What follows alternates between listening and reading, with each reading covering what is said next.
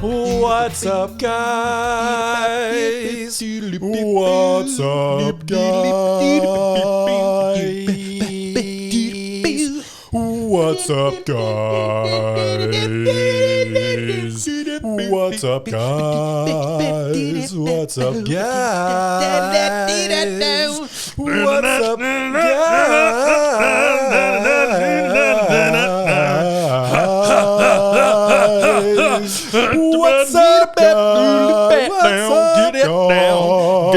down, get up down.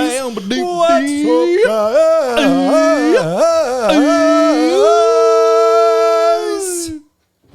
What's up, guys? What's up? Hold on a second. Welcome back to the Two Honks podcast, where people who live in glass honks should never throw honks. My name's Joe Little. Shutting the door for me today here is Lamar Costin. Let's give it a second here. We'll fix that in post. We'll fix it. Yeah, we need on-air signs that 3-year-olds can understand. Okay. But, I mean, one of these days we'll interview him. We'll put him on here. We'll put him on the pod. We'll get him on. Actually, he was on.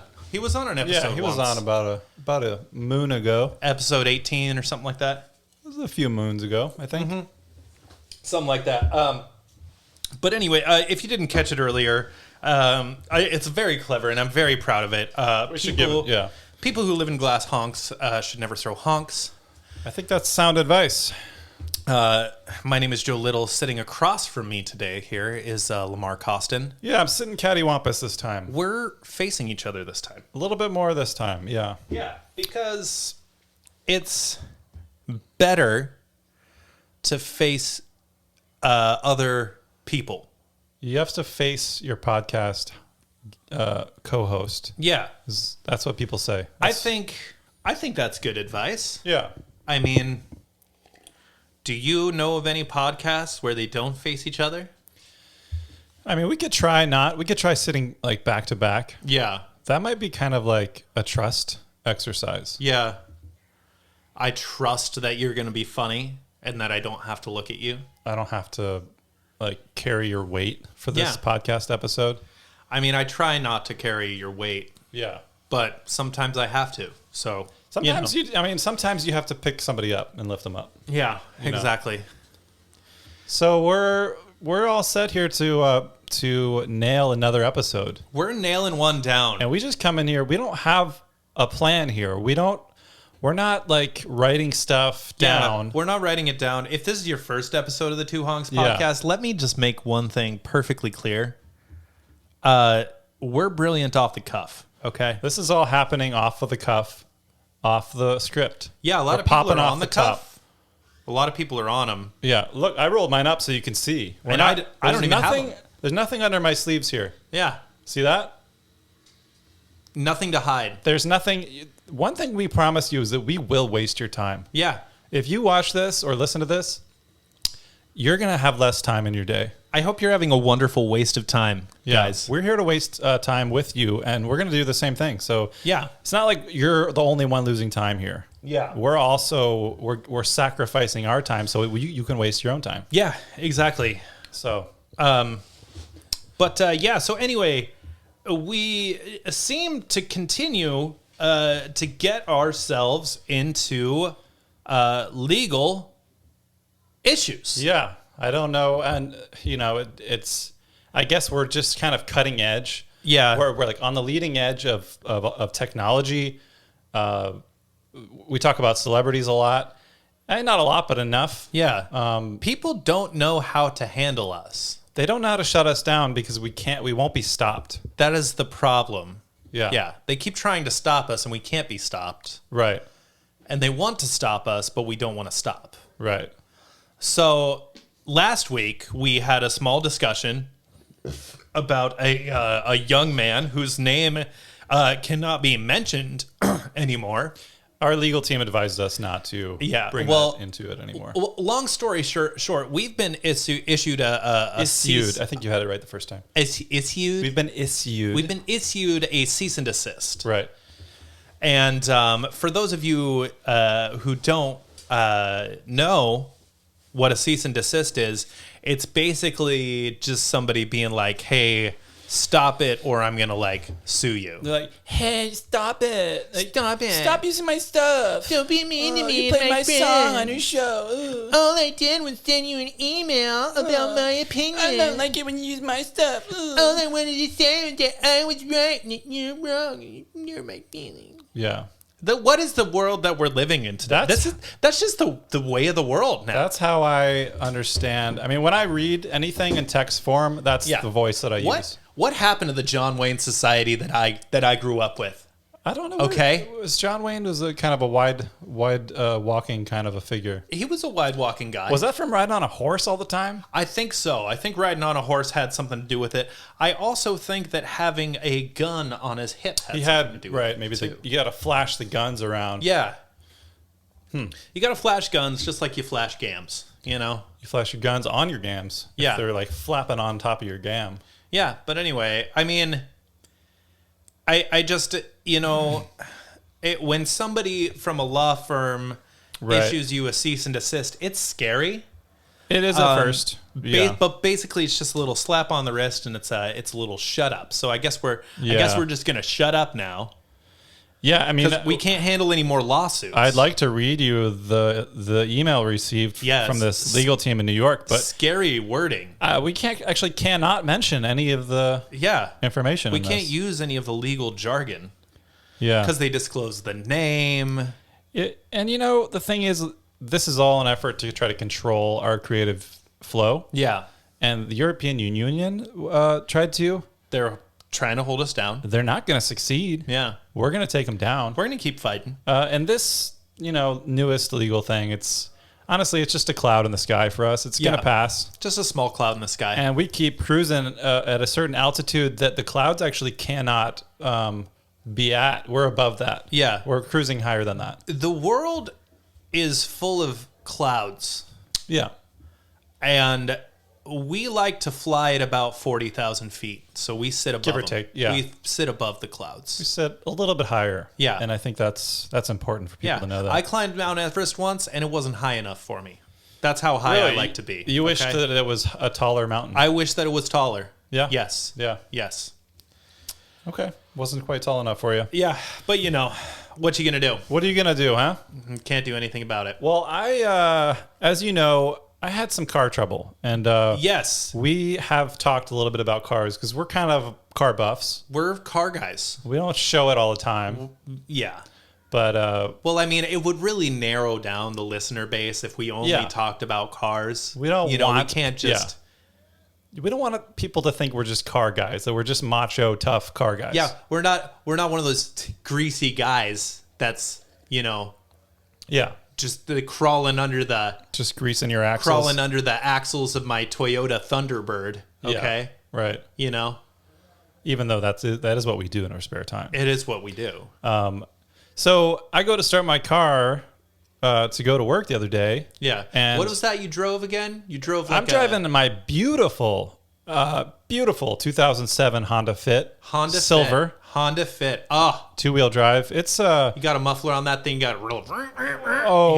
Good. People. Let me just say this: when I drive by, people do the triple take. Oh, they do a triple take. They're like, "What is that sweet ride?" For those of you who don't know, that's 6 motions of the head.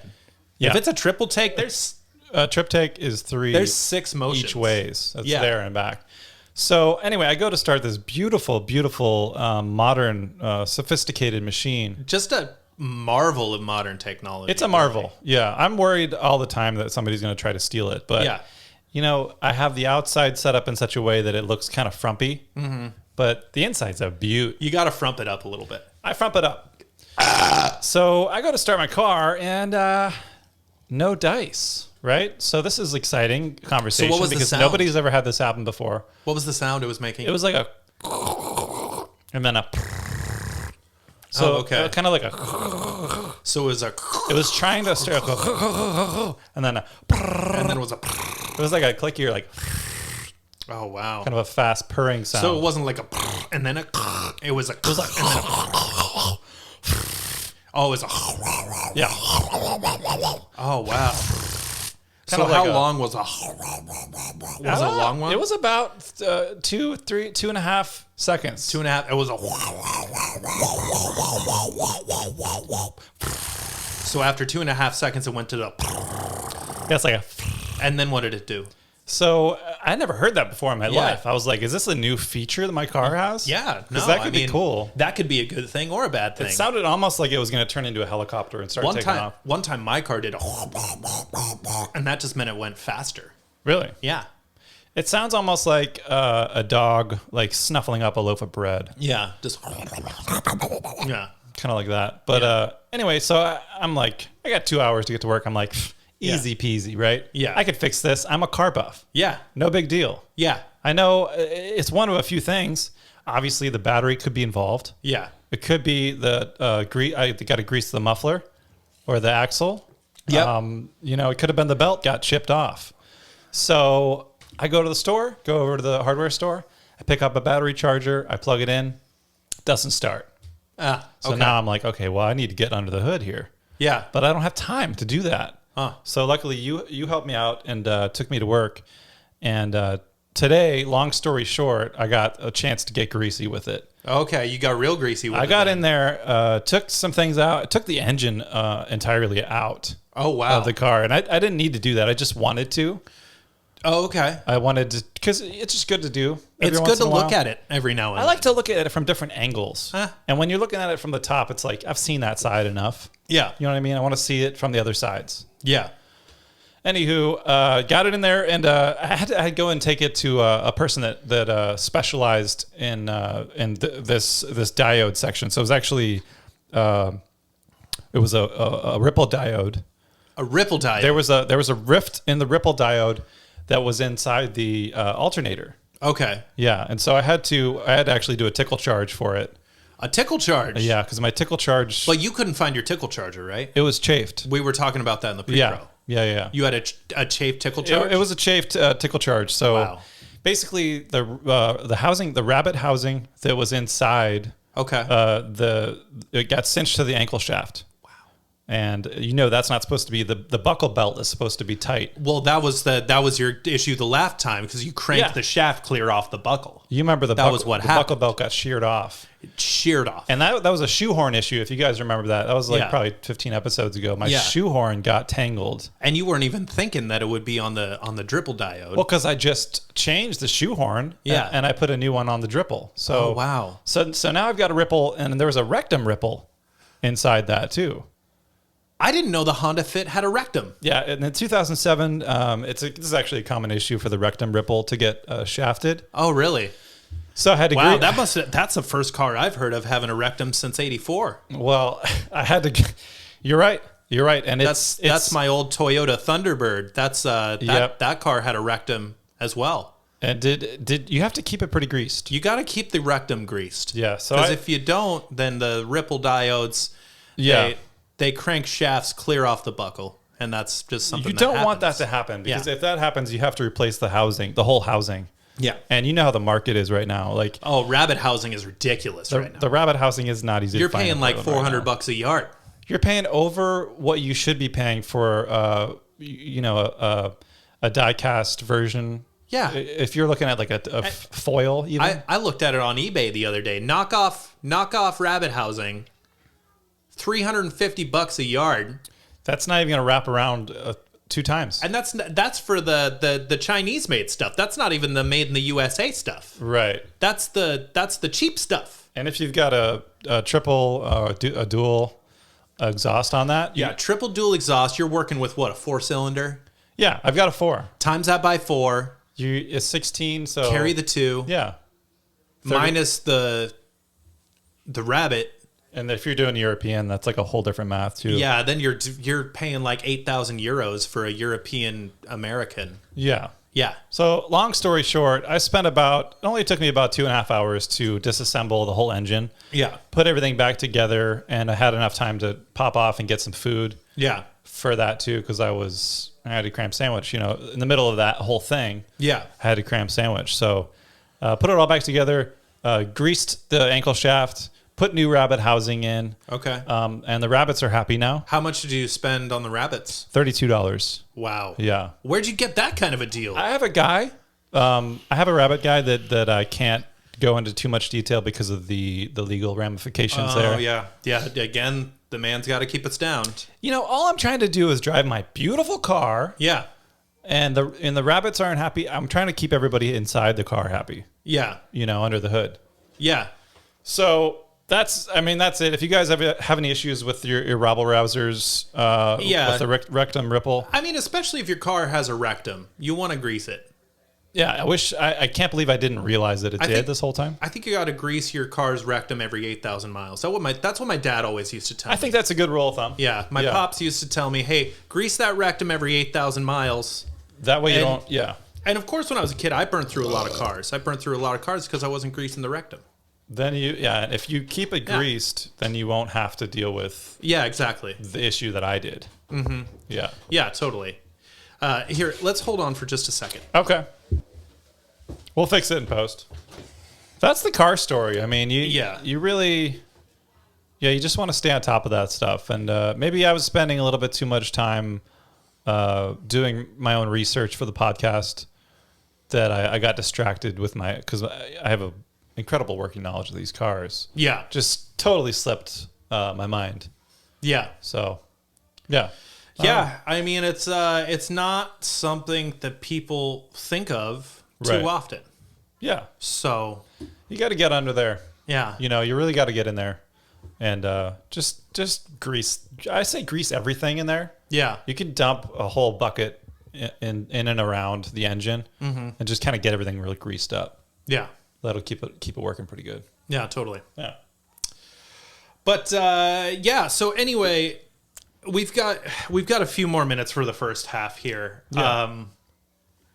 You know, I think there's a good time to just talk about I guess something small. Yeah. But it's also kind of a big deal to me. And that's stop suing me. Right. Stop it. Yeah. I'm like, the first few times it was kind of funny, you know. I'm a cool cucumber. Right. Right. Pretty chill. I'm a chill. I'm a kind-natured guy. Right. But if you keep suing me, then I'm not going to be kind anymore. That's going to turn the tables a bit. You know what I mean? Because you can only take so much, right? Yeah, I mean, you're trying to be chill and like it's funny the first like several hundred times you receive information about a lawsuit being waged against you, but after that it's kind of like, come on, like this isn't funny anymore. Yeah. And it's like I didn't ask for it. Well, yeah, you didn't ask for it and it's not really fun. Like things are funny for a certain length of time and then they're not funny anymore. Well, I mean, the only thing I did was I slandered somebody's name. Right. Big deal. Which that's fine. What are you going to do? Come on. I mean, what do you do? What are you running for president? Yeah. What do you think you're so great? You're running for president. I'm a really important person. You're making me look bad. You're making me look bad. Well, what do you think? What do you think I do to myself every week getting on this podcast? Do you think I look good? Yeah. Do you think this looks good? Do you think I look good right now? Does that look good? Does this look good to you? Are you happy about it? Are you? So that's all I have to say. Yeah. For our first half. And I mean, if you want to elaborate for a few seconds, then you can. Yeah. Stop suing us. Yeah. Stop it. Just stop it. Just stop. It's not funny anymore. Yeah. We're back. So we're back. We gotta do these things in two parts now because European Union can go fuck itself. The European Union has still not changed the laws. They haven't changed the laws. It's been a whole week, and we're still dealing with the video time limit. We're fighting that, and if you want to join us on our fight, go ahead and shoot us a message to honkspodcast@gmail.com. Right. Let us know you want to join the fight. We've got a GoFundMe. We're trying to raise about $30 million for that lawsuit. Yeah, 30 mil. And we're only about halfway there so far. And, you know, the weird thing about the budget is we're going to spend most of that on drugs just to We built that motivate us. in. We built that into the 30 mil. We only really needed like $5,000, I think. Yeah, $5,000. But the rest of it, it's pretty much... It's necessary. It's, for like amphetamines, things that are going to keep us energized and ready to really ready to fight. Yeah, I mean, we're spending a lot of our energy on this podcast, so we need a little extra boost. And we've got extra in the budget, Yeah. We've got extra in the budget because of it, and that just means we have extra. So if people want to join the fight, if you want to join the fight, and we're doing the right thing here, so yeah. So let's do some amphetamines and fight the European Union. But anyway, okay, so that's a little bit beside the point, right? Let's get back on track here. This is the other thing we were going to talk about. I went to a furniture store the other day. Yeah. And just like any other furniture store, it's filled with couches, sofas, tables, right, and chairs. I was specifically there for chairs this time. You needed something to sit on? Yeah. I needed something to sit on real good. Who doesn't? It's like, yeah, you stand around, it's like you look like an idiot. Yeah. You're just standing there. Well, one thing is, right now we're sitting here, we're using camping chairs. Yeah, I feel like I'm camping out. I like camping chairs. Sure. I mean, they're just not necessarily the most aesthetically pleasing thing for someone who's filming a podcast. So I needed to buy a chair. Yeah. Right? Right. And unbeknownst to me, I didn't go into the store with this intention. Okay. But I also thought that, hey, I would love to have a chair that was also good for sex. Okay, so you want a chair you can sit in normally and also potentially have sex in. Exactly. Yeah. Because who doesn't want a chair that they can also have sex in? Why would you not want that option if it's something that you can choose? And I mean, if talking about sex makes you uncomfortable, I'm really sorry. We're sex positive. This show is sex positive. We're extremely sex positive here. And also, I just want you to know it's a very natural thing. It's normal. It's okay. It's just like going to the bathroom. It's fine. Everybody does it. It's okay. We make jokes about that all the time. Nobody says anything. It's fine. It's what people do. But anyway, I digress. I'm having these thoughts, about the sex chair, and I go into the store and I asked a woman, how much does this chair go for? She said, well, this chair is about $80. And I said, well, can I have sex in this chair? Is this a good sex chair? She said, well, it's not specifically designed for sex. Okay. But I don't see what's stopping you. Oh. So sounds like a challenge almost. In a way. Yeah. That gave me a thought. It gave me a thought of what chair specifically would not be a chair that you could fornicate in, I mean, that sounds like a challenge to me. It's like... Yeah. Because you probably could make it work in a number of chairs. Yeah. But it might be pretty uncomfortable in some of them. I mean, you could probably make it work in this chair, but it wouldn't be very you could definitely make it work. Yeah. But I think it'd be a little bit awkward. It would be difficult. And, it might be hard to stay, like, in the moment. Yeah. Keep, like, jabbing, like, parts of your back. Yeah. I mean, you're, like, trying to get in the mood and just, like, the chair is touching you and stuff like that. Right. And the shocks on these chairs aren't very, There's no suspension. There's no suspension. There's no rear, no front. Yeah. What are we doing with these chairs? Right. Why aren't all chairs designed? For sex? If every chair had a toilet in it. Yeah. I mean, I could definitely comfortably poop in this chair. You could be pooping right now. If it had a toilet right here, that's what I would probably be doing right now. I would be doing the same thing. I don't feel like I have to, but if I was sitting on one, that's what I would be doing. I might pee sitting down. Yeah. Why not? Yeah, less mess. I am a grown man. I can pee sitting down. Well, hey, let's have a little sidebar here. Okay. Let's have a little sidebar here. Can we normalize guys sitting down to pee? I think it's overdue. It's overdue that we do that. I mean, we have bad aim, guys. We don't do a good job at it, okay? It's not the best. None of us are doing a good job. Let's come on. Sit down. Nobody's looking at you. Nobody's looking at you. Take a load off. You don't have to be a strong, erect man. Yeah. All the time. Like, if somebody's staring at you and judging you, then fuck them. yeah. What the hell? What? Why? Just because our name is Homo erectus, Yeah. doesn't mean we have to be erect all the time. Yeah. That's an old way of thinking. Yeah, that's an old way of doing it. It's okay to just relax. Take some time for yourself. Yeah. You know, and don't pick up your phone immediately when you sit down to pee. Yeah. Just enjoy sitting there. Yeah. And not doing anything. Just be with yourself for a moment. Listen to your body for once. Listen to your body. How's that sound? Yeah. Hey guys, it's okay to listen to your body. Have you ever just listened to your body instead of your phone all the time? It's okay to feel. Okay? It's okay to feel what's going on in there. Yeah. I mean, why wouldn't you want to feel what's going on in there? Well, maybe you're afraid of something that you might feel. But you know what? Yeah. If you just kind of sit with it for a while, you might not be so afraid of it. Yeah. Because maybe you can make friends with it. Try it. You might like it. Your face is like totally washed out by this streak in the camera. Oh, really? It's kind of cool looking, though. That's great. I think it's kind of cool. That's great. Yeah. But anyway, okay, so back to the chair thing. So sex chair. So the sex chair. I think all chairs should be sex chairs. Yeah. All chairs should be comfortable enough to have sex in. Right.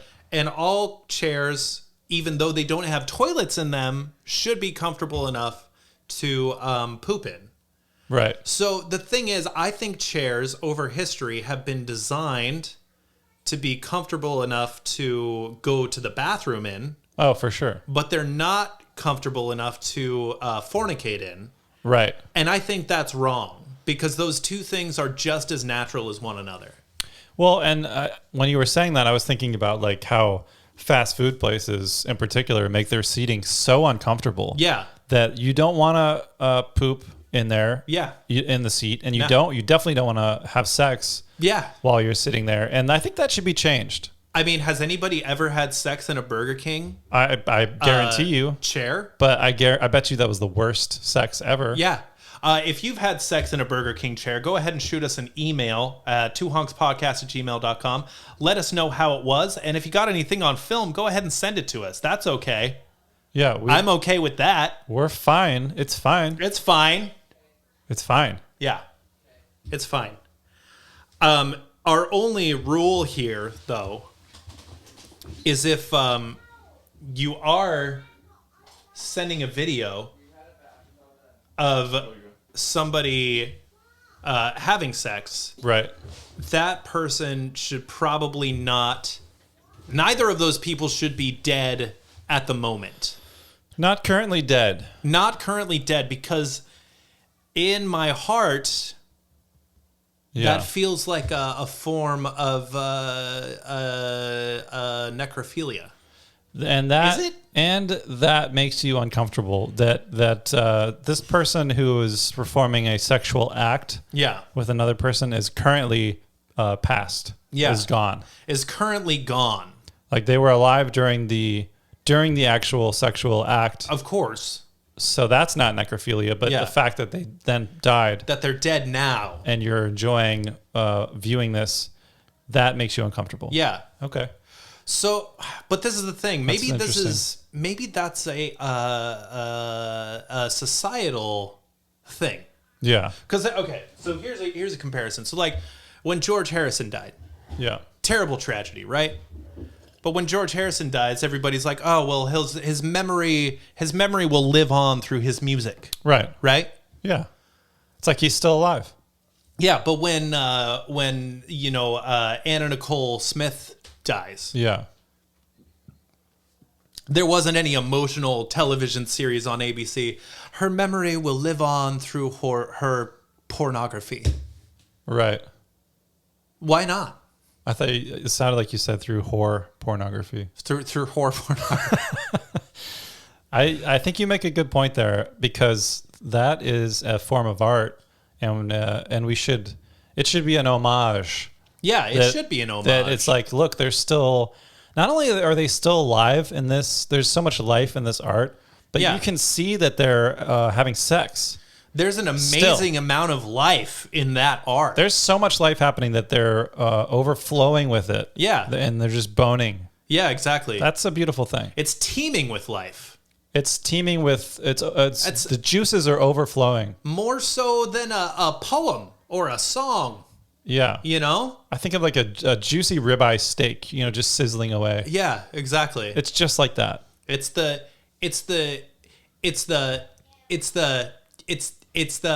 human version of a rib on a grill. Right.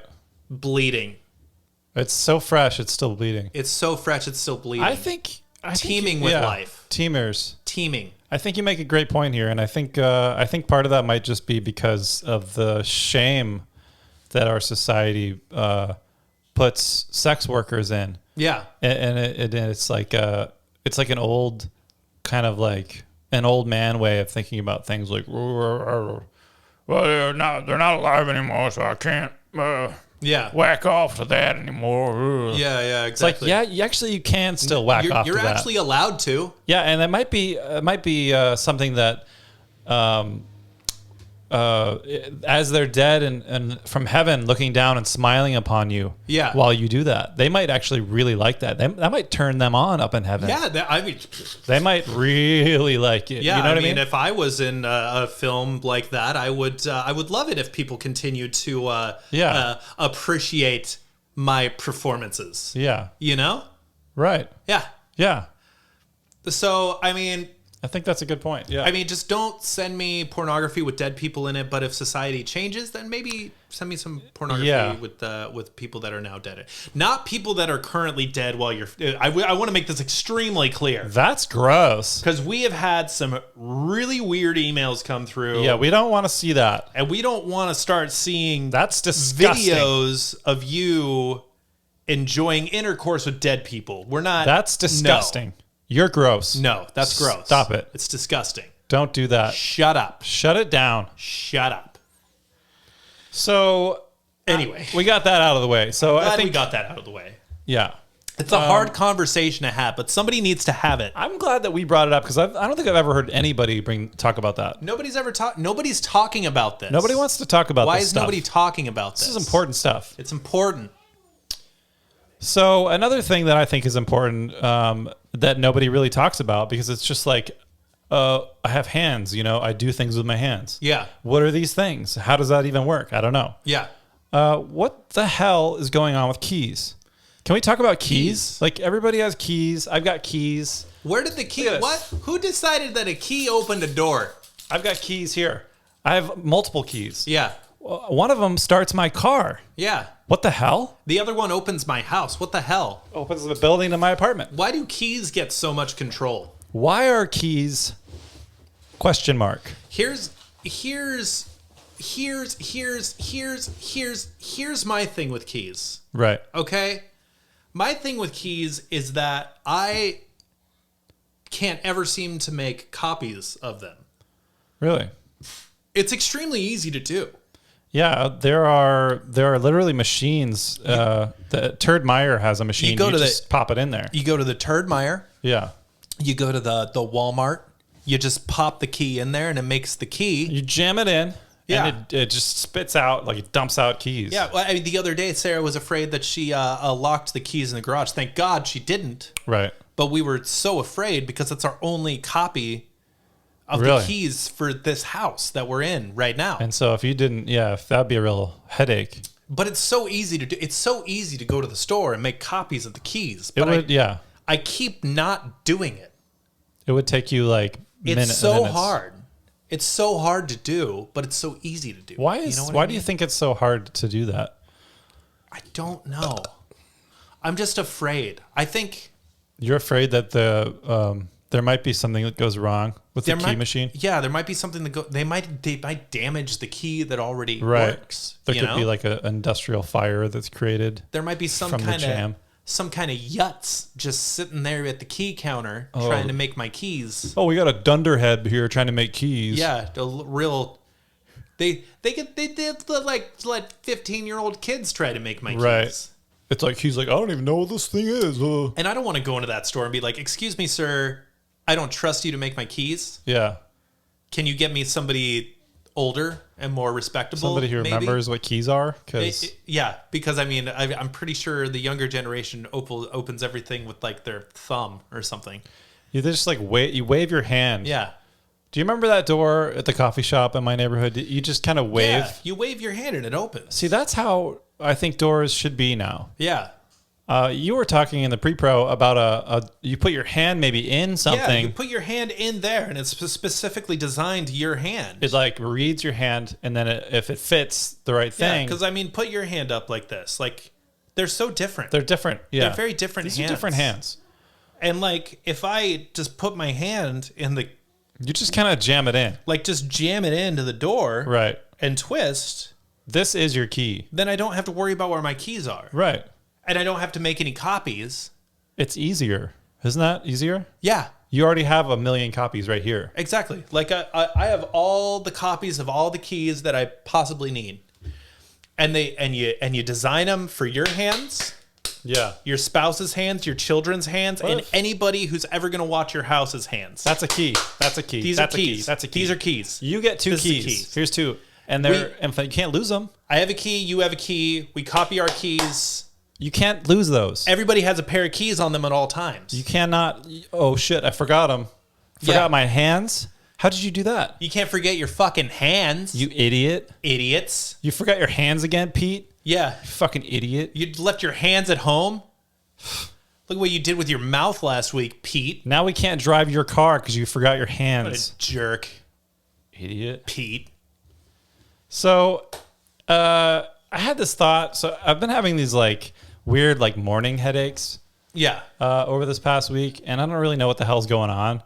But I was thinking to myself one day, like maybe I need to like, maybe it's like I'm hungry. Yeah. And if I just ate some food that will like take care of it. Uh-huh. Then I started thinking like throughout the day, like when I run into any kind of problem, I think to myself, like, can I like eat my way out of this? Yeah. Like this problem? You probably can. I think that might be like a new like walking meditation I have. I have eaten my way out of many situations. Really? So here's a little bit of life advice for the listeners, maybe. Oh, okay. It's getting real. Let's say you go to a party and you were invited by a friend and your friend hasn't arrived yet, but you arrived before them.